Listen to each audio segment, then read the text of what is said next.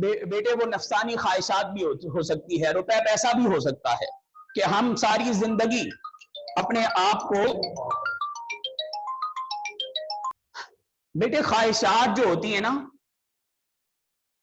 کہ اپنی ذات کو ملحوظ خاطر رکھتے ہوئے اسلام کے احکامات کو چھوڑ دینے کا نام ہے کہ ہم نے اسلام، اللہ اور اس کے رسول کے جو احکامات ہیں کہ اللہ کا حکم کیا ہے کہ برائی سے رکنا، لیکن ہم اس برائی سے نہیں رکتے لیکن اس کے باوجود بھی برے کام کر رہے ہوتے ہیں، یہ اس کو کہتے ہیں خواہشات نفسانی۔ خواہشات نفسانی کو ترک کرنے کا نام یہاں اس حدیث میں ہواہو کہا گیا ہے۔ ہواہو کے الفاظ حدیث میں اس لیے استعمال ہوئے ہیں کہ ہم نے اپنی خواہشات کو پسے پشت ڈال دینا ہے۔ میرے بچوں یہ دیکھو، ایک ایگزامپل آپ کو خواہشات کی دے دیتا ہوں۔ کھانا آپ کے سامنے پڑا ہوا ہے، دروازے پہ کوئی نوک کرتا ہے، دستک دیتا ہے کہ راہ خدا مجھے کھانے کے لیے کوئی چیز دے دو۔ اب کھانا آپ کے سامنے موجود ہے، آپ کا نفس کہتا ہے کہ خود کھا لو، لیکن باہر اللہ کے نام پہ مانگنے والا سائل کہتا ہے خدا کی خوشنودی حاصل کرنے کے لیے کھانا مجھے کھلا دو۔ تو خدا کی خوشنودی حاصل کرنے کے لیے اپنے منہ میں جو نوالا ڈالنا تھا اس سائل کو دے دو، اس کو خواہش کہتے ہیں۔ اللہ اور اس کے رسول کی یہی تمنا ہے۔ اللہ تعالیٰ قرآن میں فرماتے ہیں نا میرے بچوں، اسی خواہش کے حوالے سے وَيُسِرُونَ عَلَىٰ أَنفُسِهِمْ وَلَوْ كَانَ بِهِمْ خَصَاصَةٌ، وہ اپنی جانوں پر دوسروں کو ترجیح دیتے ہیں اگرچہ وہ خود ہی کیوں نہ حاجت مند ہوں۔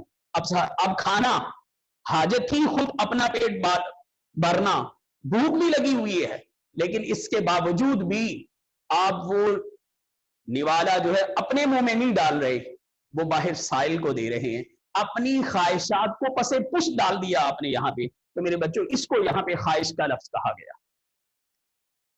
کہ اپنی تمام خواہشات جو ہیں اللہ کے رسول صلی اللہ علیہ وسلم کے بتائے ہوئے احکامات کے مطابق لے جاؤ۔ اب دیکھو میرے بچوں، سب سے پہلے رسول اللہ صلی اللہ علیہ وسلم کا یہ محبت کا مطلب کیا ہے؟ میں آپ کو شروع میں یہ بات بتا چکا ہوں کہ انسان جس سے محبت کرتا ہے اس کی اطاعت کرنا اس پر لازم ہوتا ہے، لازم ہوتی ہے۔ اب دیکھیں ہم رسول خدا سے محبت کرتے ہیں تو آپ کی اطاعت ہم پر کرنی لازم ہے۔ اب دیکھیں میرے بچوں، رسول اللہ کی محبت کا مطلب ان کی تعلیمات اور احکامات کی اطاعت کرنا ہے، یعنی آپ صلی اللہ علیہ وسلم کے بتائے ہوئے احکامات جو ہیں ان کے مطابق زندگی بسر کرنا۔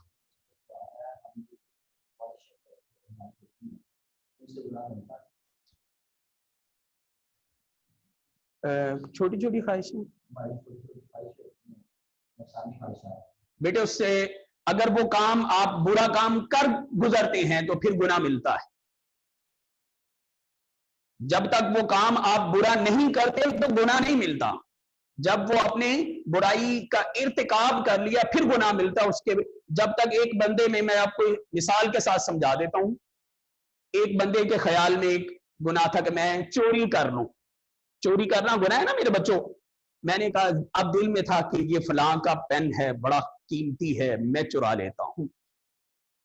ابھی میں نے دل میں اپنے ذہن میں سوچا ہے، چرایا نہیں ہے، تو جب اتنی دیر تک وہ گناہ نہیں لکھا جائے گا جب تک میں اس کا پین یہ جو چرا نہیں لیتا۔ جب میں نے چرا لیا تو گناہ ہو گیا۔ جب تک وہ بات میرے ذہن میں ہے تو اتنی دیر تک کوئی گناہ نہیں ہے۔ اگر میں نے وہ ذہن میں سوچی تھی لیکن اس کے باوجود وہ کام میں نے نہیں کیا تو اس کے بھی ایک نیکی لکھ دی جاتی ہے۔ میرے بچوں گناہ تب لکھا جاتا ہے، یہ دو فرشتے ہیں نا، کرامن کاتبین، یہ دو فرشتے ہیں، ایک نیکی لکھنے والا، ایک ہمارے گناہ لکھنے والا۔ جب ہم نیکی کا ارادہ کرتے ہیں تو نیکی والا فرشتہ جو ہے نا وہ فوراً لکھ لیتا ہے، اور جب ہم گناہ کا ارادہ کرتے ہیں تو گناہ والا فرشتہ نہیں لکھتا، نیکی والا اس کو کہتا بھائی رک جا رک جا رک جا، ابھی نہیں تو نے لکھنا۔ جب ہم وہ گناہ نہیں کرتے تو نیکی والا کہتا ہے کہ اس نے گناہ کا ارتکاب تو نہیں کیا، لہٰذا اس کے بدلے بھی میرا خدا اس کو نیکی دے دیتا ہے، وہ نیکی لکھ لیتا ہے۔ گناہ تب لکھا جاتا ہے جب بندہ گناہ کا ارتکاب کرتا ہے۔ جب آپ نے گناہ کا ارتکاب کر لیا تو گناہ آپ کے نامہ نال میں صرف ایک لکھا جائے گا۔ آپ نے نیکی کا ارادہ کیا، ایک نیکی لکھ دی گئی۔ ابھی چاہے آپ نے نیکی نہ بھی کی ہو، جب آپ وہ نیکی کر لیتے ہیں، وہ نیک کام کر لیتے ہیں، آپ نے ارادہ کیا میں نماز پڑھنے جاتا ہوں، ابھی نماز نہیں پڑھنے کے لیے آپ گئے، فرشتہ نیکی لکھ دیتا ہے۔ جب آپ نے نماز ادا کر دی تو اللہ تعالیٰ کی شیان شان ہے، وہ ایک نیکی کو 700 گنا تک بڑھا دیتا ہے۔ اللہ چاہے تو ایک نماز کے بدلے 700 نمازوں کا ثواب آپ کے نامہ اعمال میں دے دے۔ تو یہ ان دونوں چیزوں میں فرق ہوتا ہے میرے بچوں۔ جو شخص ماں باپ سے محبت کا دعویٰ تو کرے مگر ان کا کہنا نہ مانے، اسے کوئی شخص اپنے دعوے میں سچا نہیں کہتے۔ یہی بات میں نے آپ کو سمجھائی میرے بچوں۔ جو شخص کسی سے محبت کرتا ہے اس کا حکم ماننا اس پر لازم ہوتا ہے۔ ہم کہتے ہیں میں اپنے ماں باپ سے محبت کرتا ہوں، ماں باپ کہتے ہیں بیٹے کسی کو گالی نہیں دینی، لیکن ہم گالی دیتے ہیں، تو کیا ہم اپنے دعوے میں سچے ہیں؟ کیونکہ ہم نے تو ماں باپ کی بات کو فالو نہیں کیا، مانا نہیں ہے۔ تو جب رسول اللہ صلی اللہ علیہ وسلم کا دعویٰ بھی صرف اسی شخص کو زیب دیتا ہے، یعنی وہ شخص محبت رسول کا دعویٰ کرے، وہ شخص محبت رسول کا دعویٰ کرے جو آپ صلی اللہ علیہ وسلم کے فرمان پر عمل کرے، تو وہ نبی پاک صلی اللہ علیہ وسلم کے ساتھ محبت کرنے کا دعویٰ جو اس نے کیا اس نے سچ کر دکھایا ہے۔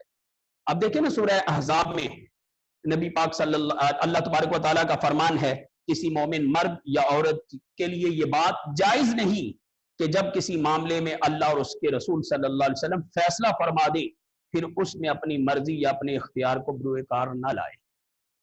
قرآن میں یہاں بھی یہ ذکر تھا زینب بنت جہش، نبی پاک صلی اللہ علیہ وسلم نے زینب بنت جہش کا نکاح جو تھا آپ نے فرمایا کہ میرے غلام زید بن حارثہ کے ساتھ ان کا نکاح ہوگا، تو وہ غلام تھے اور وہ قریش کی بیٹی تھی۔ جب ان کے بھائی نے جا کر اپنی بہن کو بتایا، اس نے کہا میں سرداروں کی بیٹی ہوں، قریش کی بیٹی ہوں اور میرا نکاح ایک غلام سے۔ اور جب یہ خبر رسول پاک کے پاس پہنچی آپ نے ناراضگی کا اظہار کیا، تو اللہ تبارک و تعالیٰ نے قرآن نازل کر دیا۔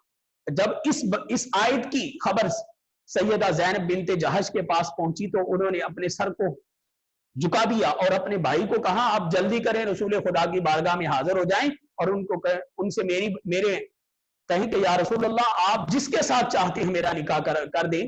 سر خم تسلیم کر دیا۔ اور میرے بچوں کوئی بھی فیصلہ ہو جس کے بارے میں اللہ اور اس کے رسول فیصلہ فرما دیں اس کو من و عن مان لینا ہی ایمان کی علامت ہے۔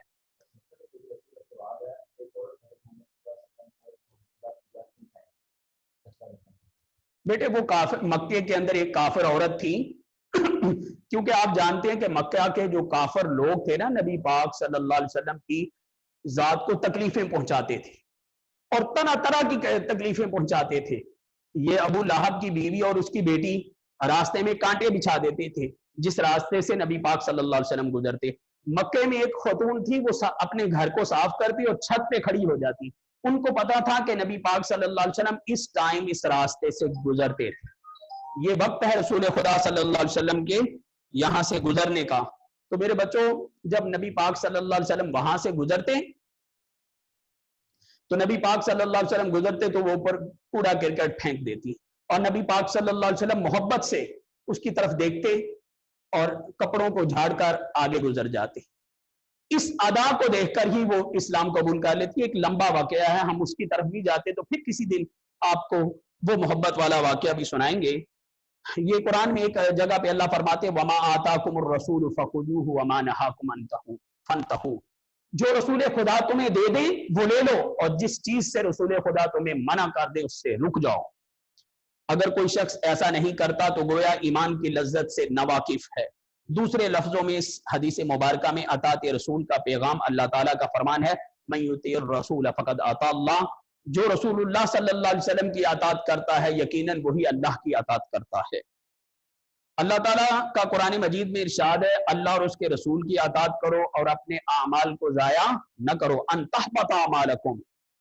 حضور اکرم صلی اللہ علیہ وسلم نے فرمایا جس نے میری اطاعت کی گویا اس نے اللہ کی اطاعت کی اور جس نے میری نافرمانی کی گویا کہ اس نے اللہ تعالیٰ کی نافرمانی کی۔ اور میرے بچوں جس نے میری سنت سے محبت کی اس نے مجھ سے محبت کی. نبی پاک صلی اللہ علیہ وسلم کے طریقے سے محبت کرنا آئینے رسول خدا سے محبت کرنے کا نام ہے. تو میرے بچوں یہ حدیث نمبر 5 تھی. آپ نے اس حدیث کو اچھے طریقے سے یاد کرنا ہے اور یہ بورڈ میں اکثر آ جاتی ہے. ٹھیک ہے میرے بچوں. اوکے, اللہ حافظ. السلام علیکم ورحمۃ اللہ.